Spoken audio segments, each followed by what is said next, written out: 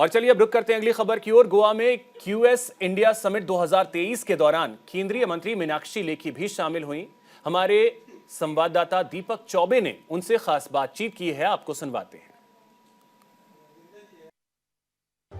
केंद्रीय मंत्री मीनाक्षी लेखी जी हैं। मैम, क्यू समिट हो रहा है गोवा में, खासकर प्रधानमंत्री नरेंद्र मोदी कहते हैं कि सबका साथ सबका विकास, और इस तरीके का अगर यूनिवर्सिटी, अगर जो लोग आते हैं तो शिक्षा नीति की बात करते हैं, तो आने वाले दिनों में भारत में ऐसी बहुत सारी यूनिवर्सिटी खुलेगी जिससे जो गरीब तबका उनको फ़ायदा होगा।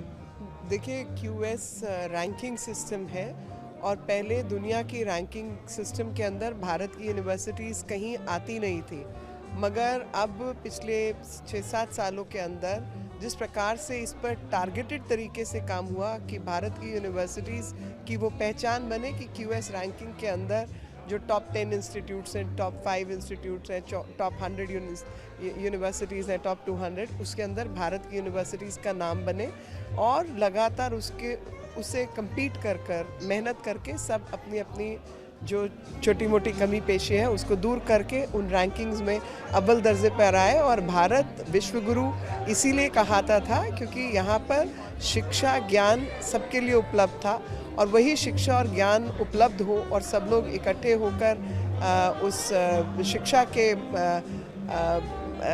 विषय को समझें और देश दुनिया को आगे ले जाने का काम करें, हर मुश्किल का उपाय ढूंढें, ऐसी शिक्षा पद्धति हो। एक आखिरी सवाल ये भी है कि नई शिक्षा नीति है, अभी कुछ दिन पहले प्रधानमंत्री नरेंद्र मोदी ने बोला भी था मेजर ध्यानचंद स्टेडियम से कि जब नई शिक्षा नीति आएगी तो जो आदिवासी क्षेत्र हैं उनमें उनको समझने का मौका मिलेगा, उनमें जो बच्चे जो पढ़ाई नहीं कर पाते उनको इससे फ़ायदा होगा।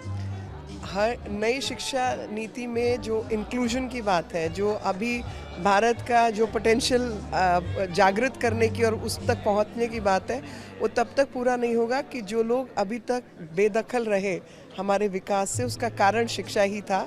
तो हर आदिवासी बच्चे को भी पढ़ने का मौका मिले और आगे बढ़ने का मौका मिले और देश की विकास की यात्रा में शामिल होने का मौका मिले और कंट्रीब्यूशन भी मिले। जो पढ़ेगा लिखेगा तो वो करेगा भी ना देश के लिए काम।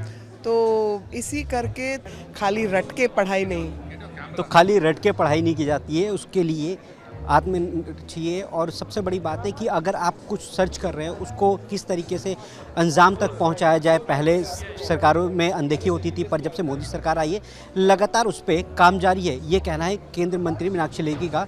कैमरामैन केडी के साथ दीपक चौबे, न्यूज़ इंडिया, गोवा।